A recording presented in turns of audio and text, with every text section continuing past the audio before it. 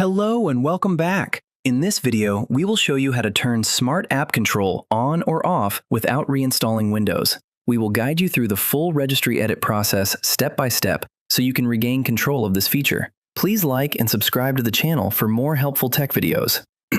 First, we need to open the registry editor with administrative privileges because we will be changing system-level policies. Go to your Windows search bar, type in regedit, and right-click on the registry editor application. Select Run as Administrator from the menu and click Yes when the Windows confirmation prompt appears on your screen. Once the registry editor is open, we need to carefully navigate to a specific path. In the left panel, click on the folder named HKEY Local Machine to expand it, and then open the System folder. Next, expand the Current Control Set folder, followed by the Control folder. Scroll down through this list until you find the folder named CI, expand it, and finally click on the Policies folder inside. Now, look at the right side of your screen and find a file called Verified and Reputable Policy State. Right-click on this file and select Modify to change its settings. You will likely see the value data is set to 0, which means the feature is currently turned off. To turn Smart App Control on, simply change this value data to a 1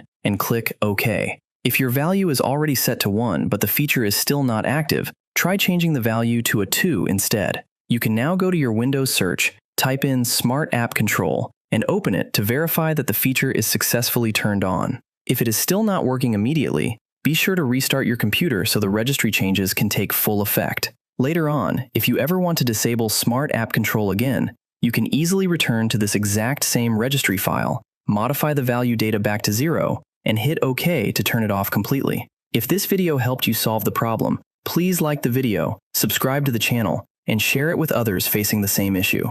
Thanks for watching and see you in the next video.